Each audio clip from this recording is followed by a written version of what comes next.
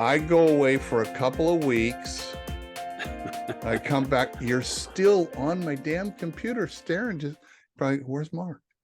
Where's Where Mark? is Mark? I have been sitting here for 3 weeks wondering where the fuck is Mark? In fact, you were with me, so we were gone Oh, for a so I couple of knew where weeks. you were at You least knew a exactly bit where I there. Yeah, was. How are you, brother?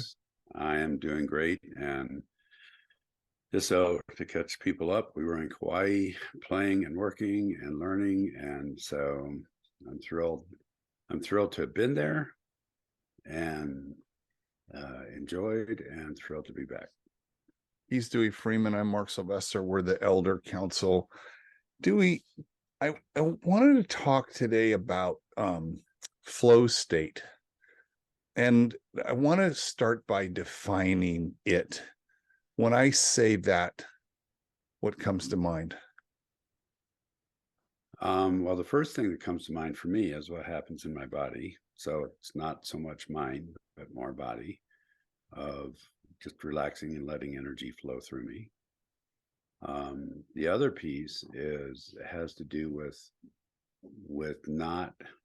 being in a place of not being stuck, being in a place of connecting in a fluid, congruent process. When you said being in a place of not being stuck, how many people sit across from you when you're doing your day job and they're stuck? Well, let me put it this way. If they weren't stuck, they wouldn't be here. So thank God they're stuck because you have employment. Well, on one level, yes. And on another level, it's like, being stuck for people is not a fun thing many times. When they're stuck, though, because when we think of flow, it's like there's no friction, right? Flow, things are flowing perfectly. I frequently will describe my job as the guy who removes all the friction in a situation. It's my job. I'm a producer. My job is nothing gets produced if there's friction. So if the audience didn't have a good seating experience, the usher was a jerk, or the ticketing was bad, or they didn't like the seat, or it smelled, whatever, there's friction. So they're not going to be happy when the curtains open, right? Or if the speaker, the iron broke and they don't feel like their shirt is pressed, there's friction. There's these points of friction all along the way. And in removing them, that's my job, then flow can happen, if that's a fair thing to say, right? Yeah, I think that's fair. And I as you're talking, what comes to mind is, what's the difference between friction and an impasse? Because I think those are probably two different things. I'm also aware that if there is a lot of friction and or an impasse, that many times people will not, it does not allow people to experience what they came to experience, regardless of what that particular thing is. Let me poke into that a little bit. So I don't think people go to experience friction. So if we think about going to, our retreat, my job very clearly there was to remove all friction so that you guys had you could get to a flow state and get to where you needed to get without the friction of worrying about anything, hopefully, right? Right. So food, you could go for that experience, just whatever needed to happen. Literally whatever needed to happen. Kimberly needed her big white pads to write on, and we scoured the islands to find literally to find them, and found them. Right. So I think the impasse is a different show. I want to save that for a different show, because it's like, what do we do when we get to the impasse? Right. I would, Master Rick is coming in my head, and he's telling me that is an opportunity to train. right? Yes. Right, Yeah. when there's an impasse. But let's get back to friction and flow. As an artist, as a creator, as someone who makes things all day, every day, that's what I do. I make things. Um, Flow state was described to me as our ability to tap into our subconscious, where the creativity in this person's mind Mm. believes lives, and to be able to create a conduit between my conscious state and my unconscious state so that the creativity could flow through me. And that as an artist, one of the skills that will help me as an artist is to develop that conduit between those two and remove the friction so I could be in that flow state more often. And when I say that, what comes to mind?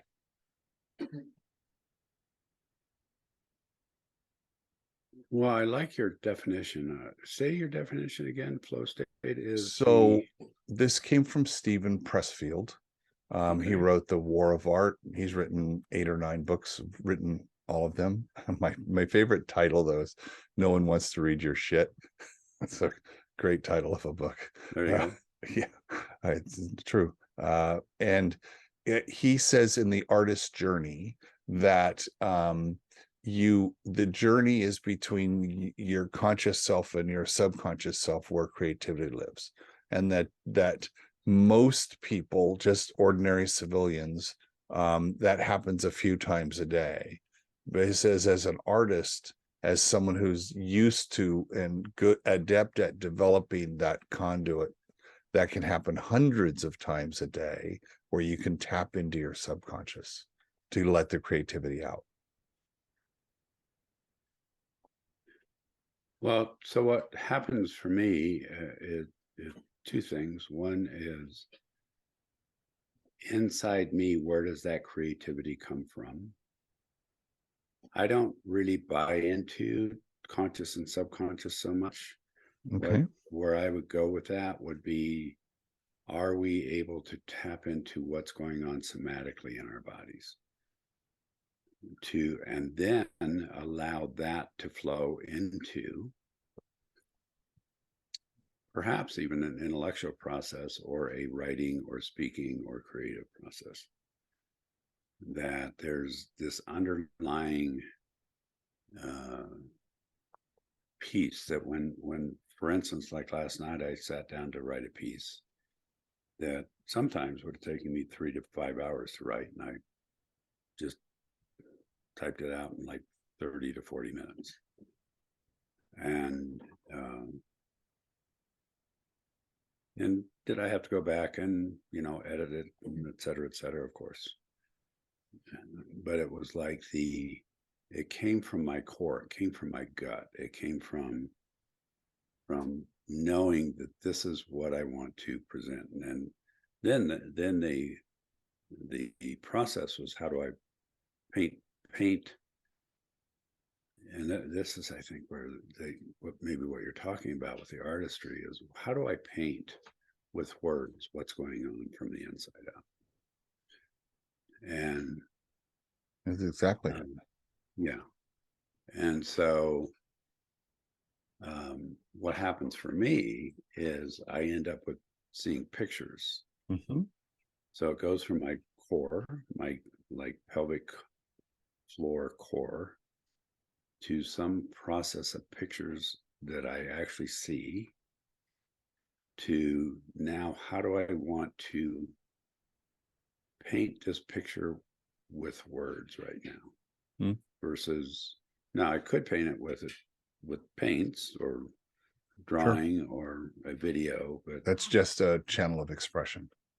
right. But it was like, how do I want to paint this picture? And so what was interesting with it was, I actually tried to describe the picture. So for instance, instead of saying, well, I'm going to ride my horse, I just said, I mount my horse. Mm-hmm.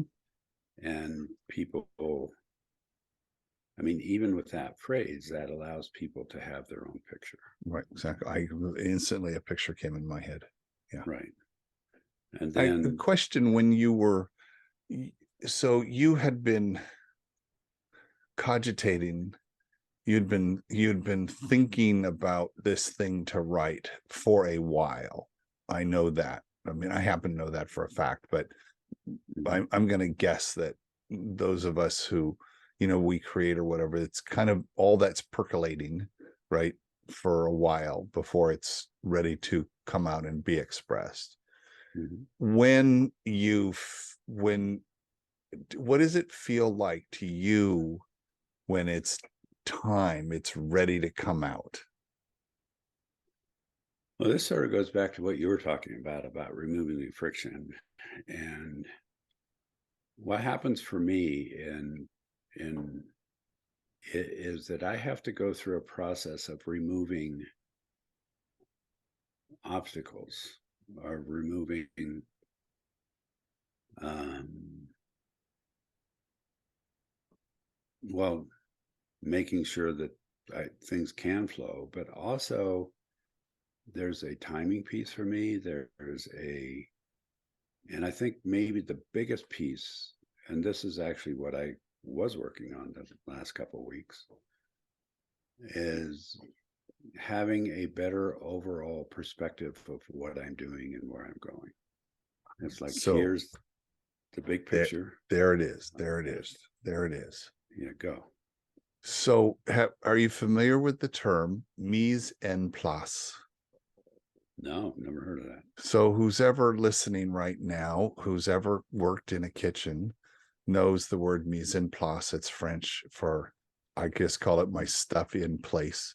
Mise en place is, you prep and you get everything ready for the dinner service or the lunch service, and everything's all cut and ready, and your shit's in place. My stuff is in place.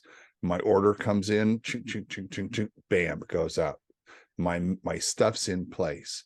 Hmm. Being a chef literally 50 years, I think of mise en place is a way of life for me. So Hmm. when I go to write, like I wrote a piece just a few days ago myself and had been percolating for a while. And when it was ready to come out was when I knew the picture, and I had kind of all the pictures. I guess we were similar in that sense. And I was like, I'm ready to get this out. I had to get my mise en place. I had to get my shit in place. Cup of Hmm. tea, headphones to have some nonverbal music going on in the background. I had a beautiful view. I was in Hawaii.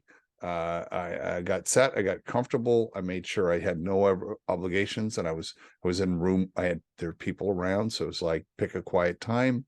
Have my computer, turned everything off, so everything was in place for that flow state to happen, and then it came out. So my question to you: once you sat down, were you were typing, because I know you type to write, um could you keep up with your thoughts? Were your hands able to go as fast as the words were coming? No, I never can do Were you able that. to, that fair enough. I I was fortunate enough. So, a little sidebar, in junior high school, I was a problem child. I still am a problem child, but I was a problem child, and my mom, Still in junior high, yeah, Jesus. something.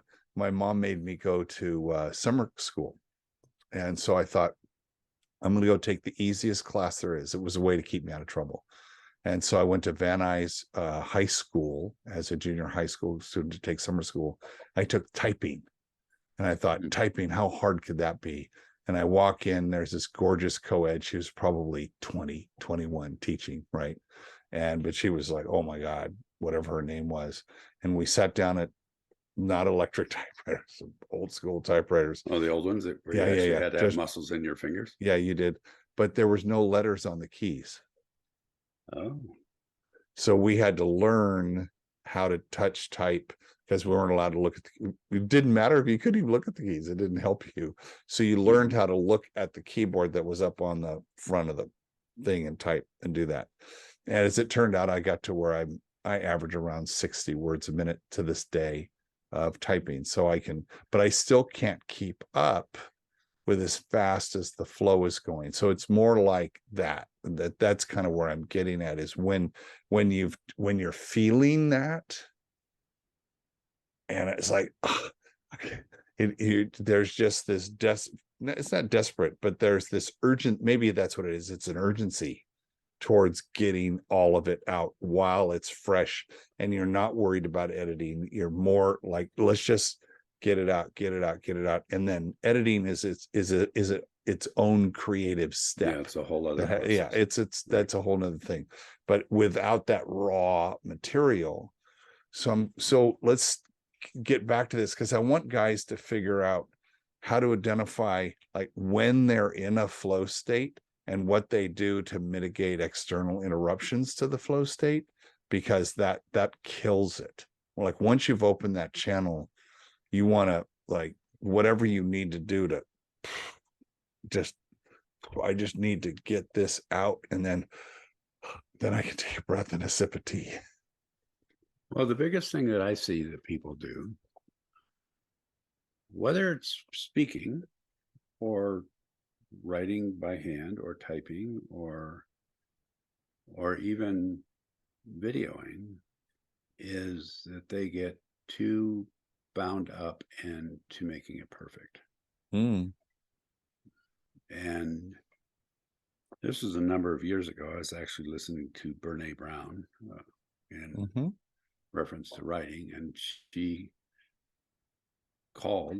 was talking about writing, and she does what she calls a shitty first draft. And it's like, you just write. You don't care if the grammar is correct. You don't care if if you have it in paragraphs. You really almost don't care if it's in the right order. You don't care about any of those things. You just write. And that's what I do. I just begin writing, and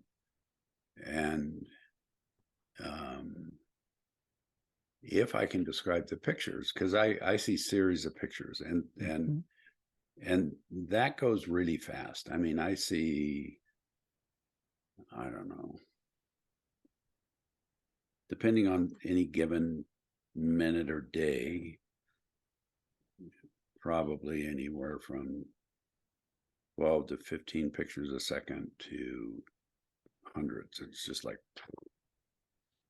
and I call it Black Friday oftentimes, where it's like, everyone's at the door of the Walmart. There's 4,000 people trying to get in, and the door opens and there's not enough room for everybody to get in. And those are all thoughts and pictures and ideas. Yeah, it's like they're just trying to get in, and it's like, I just try and let them move through as much as possible. And part of what I also don't get perfectionistic about getting all of them. It's like, okay, the ones that get in, the ones that don't. And if it's there, it'll come later. So the biggest thing I think that stops, I think, flow is judgment. Is judgment. Exactly.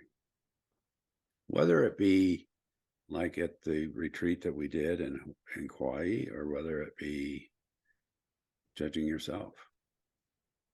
We do an exercise when we're trying to let all the ideas in through the front door. So I just imagine, this is a great visualization. So we do a thing called spring cleaning. It's how do you clean out all that shit, right? And so if I were to, this Kimberly and I do this. This is a back and forth. It was taught to her, and now we do it all the time. Where I'll say, she'll say, "What do you have on writing?" So it'll be in my head, like, "What do I have on writing?" And I say something, and then she says, "What do you have on writing?" I say something. "What do you have on writing?" Or "What do you have on new ways to think about X?" What do you have on new ways to Mm. think about X? What do you have on new ways to think about creativity? Say something. What do you have on new ways to think about creativity? Say something, sir. What do you have on new ways to think about creativity? And whatever I say, she's always neutral face, neutral voice, no Mm-hmm. judgment. So it's a judgment-free zone, and she's the interrogator, or the taking the deposition, if you will. But she's the one, and it's almost like your doors. Who else wants to come in and shop? Who else wants to Right. come in and shop? Who else wants to come in and shop? And what we've learned by doing that 15, 16 years, is that the first 6 or 7 responses to any query are the obvious, easy ones. Those are the people who got to the line first. Yeah, of course, you guys know where you're going, just going in the shop, right? But Mm-hmm. it's the ones who were standing there, not sure they want to come in the door. Yeah, I saw a bunch of people wait, and I thought I'd come in. Those answer 7, 8, 9, 10 is when you're getting to the reality, and it's setting up that environment of no judgment. Every answer you have is right.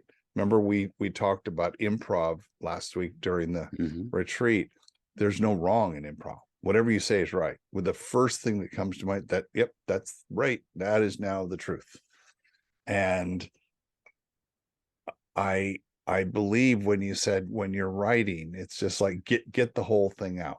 So let's see if we can lateralize what we've just talked about into a tense discussion between two humans. What? Okay. Say it again. So if there's this one idea of a flow state, is when you're by yourself, you're creating, you're in that, I'm in the kitchen cooking, you're writing, someone's painting. We can all identify with that. There's also a flow state when I'm trying to talk to someone about something important, and I have these, I know what I'm trying to say, and I'm saying it in real time, and I can't be perfect because I'm saying it in real time. I need to have that flow state to really get that stuff that's in my body out, and I'm not editing as I'm going. How do you turn off the judgment and the perfection and the all of that stuff, so you can Mm-hmm. actually be in a good flow state and get that shit out?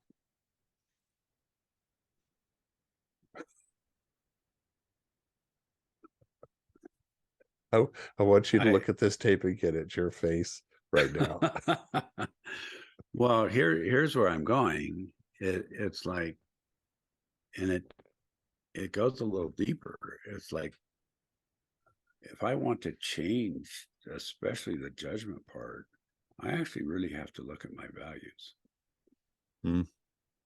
Do I have a value that I try to live by that is about judgment or not judging? What is my value? I'm also looking at, what am I trying to get out of this? Is my goal to remain in a close, kind, deep relationship with whomever I'm talking to? Or is my goal to do something else? If my goal is to remain in a contactful relationship, I'm going to do that differently Mm-hmm. than if my goal is to just sometimes even confront the living bejeebies out of somebody. And so I can confront somebody with the idea that our relationship will continue and deepen, or I can confront somebody with the idea of, I really don't give a shit if our relationship continues. But I And also, you knew what you wanted. yes, I have to know what I want. And um, and this is actually, in some ways it might be, a flow with the polarity of go, because I on a personal level, I just left the fire department. I've been on the fire department for 6 years now. And I left because of ethical issues that were going on. And it was like I needed to speak to that in a way that the ethical issues were that I was speaking to were more important than whether somebody got their feelings hurt or not. Right. And I've tried doing it the other way of, okay, let's look at these and let's continue relationship. And that's not worked out so well. But that's my underlying belief system. If I want to, for instance, bring something up to you or to somebody else that I love, whether it be Kimberly or Traver, or, and just for the record, I don't have some hidden agenda for any of those people. I know. But Yeah. it's like, I'm going to do that differently. I'm going to do that with the idea that the relationship is far more important than what I'm doing. And in a tough conversation, that becomes a lighthouse for you. Yes, absolutely. So we really have to look at what we want relationally, which interestingly enough to me can be like just knowing in my gut what I want to hold with whomever it is that I'm speaking to. And that's what creates the flow of what happens for me. Would it surprise you for me to say that there is an improv skill building exercise that does exactly that, that just came to mind after you said that? No, that would not surprise me on any level, especially the more I've learned about improv. It's which I'm not an expert at by any means. And I have been learning some things. And you sure laughed a lot. It's so fun to watch you laugh. Yes. It's called a 3-line drill. And Okay. so we did a lot of things where we were in scenes with one another, right? You say something, I say something, you say something. The 3-line drill, I say something, you say something, I react. I come out with initiation, something about you, you react to that, I react to that. 3 lines. You're done. Now the coach says, what did you want from each other? What did you want? So it goes to the core of what you just said. In 3 lines, was it obvious to him or her what I wanted? That's the first question they ask. What did you want? You go, oh shit, I didn't get my want out. And then the second is, did you love them or hate them? Oh, wow. And that was it. Those are the only 2 questions. Do you love them or hate them? Did you react emotionally? Would be the third. When you say, did you love them or hate them, you mean the person or the lines? The person. Was it clear to the audience? Was it clear to the director that I know and love this person, or I know and I hate this person? Got it. And what did I want? And get that across. And here I'm going to bring it right back to Dewey Land, in that, could the audience see that in addition to hearing that?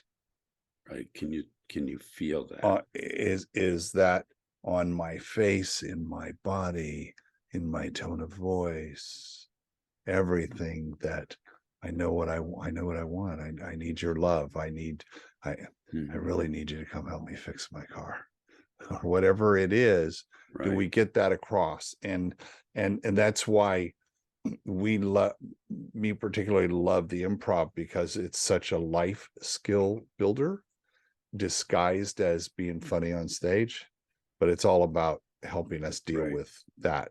And I just thought it was interesting that you said, you know what you want, and do I love them or not? Well, so what my question is, I mean, one, is just to share that exercise. Even thinking about that exercise, I'm having all kinds of reactions in my body. It's like, whoa, okay, this is pretty intense. And it is. Especially when you're standing up there and the director is saying, well, what did you want? Well, and did you love or hate the person that you're saying Yeah. it to? Right. So my question is, and this is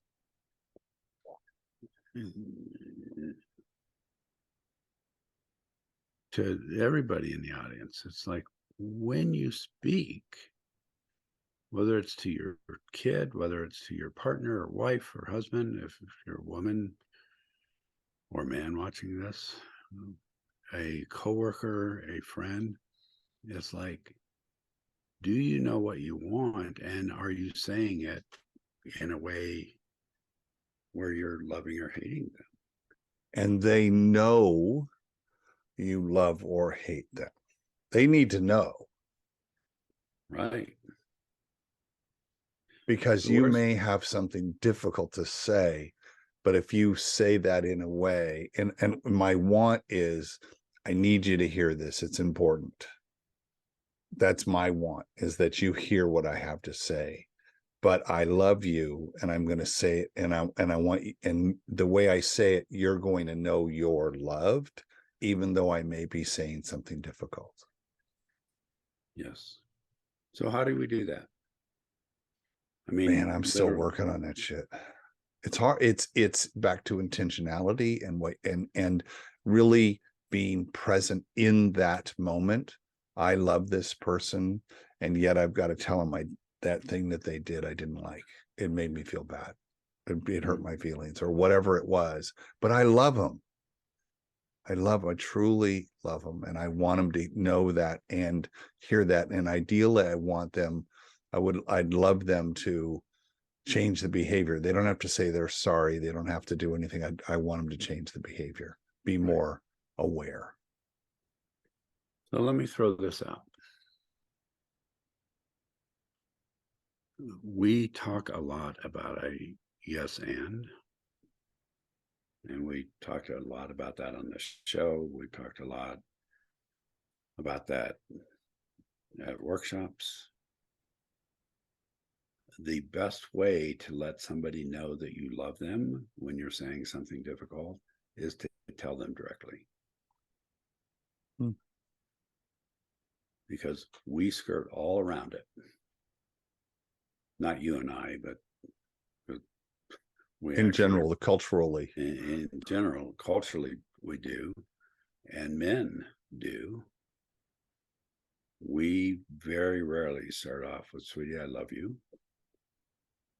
And whether it's to our partners, our wives, our kids, even a work partner.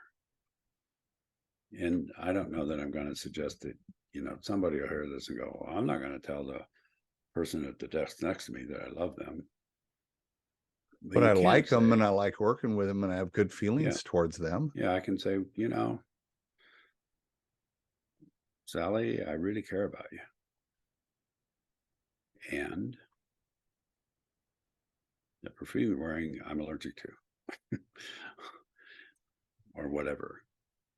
And let me edit that just a tiny bit. keep going. A lot of the times because giving Sally the gift of your caring, that is a gift. We would call it, in improv, would call it a gift. Totally. Sally, I really care about you. And I would suggest just say, Sally, I really care about you. Shut up. Let her take that in. Let her accept that gift. Mm-hmm.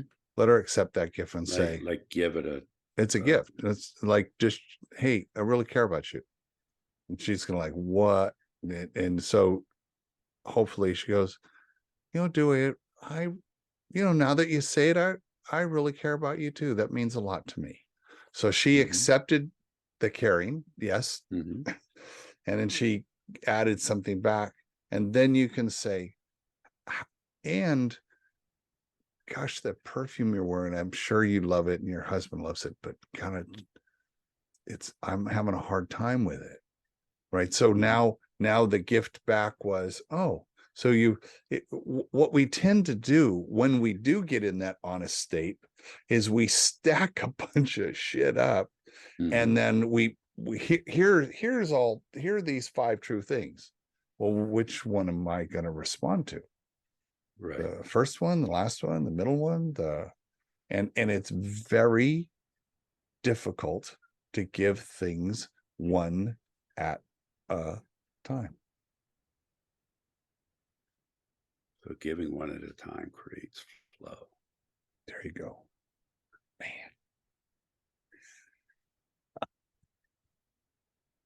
Right? Totally. It stopped the Black Friday. I love how we bring these things together, because that is truly it. If we can slow the flow down actually to one at a time, you're actually going to have better flow, longer, stronger. Yeah. Totally. So maybe we need a t-shirt. Slow the flow down. I love you, my friend. I love you. Thank you. I hope that you have an absolutely wonderful day. I know that you're going to go paint windows, which is just lovely. I would love some pictures. I'll send them.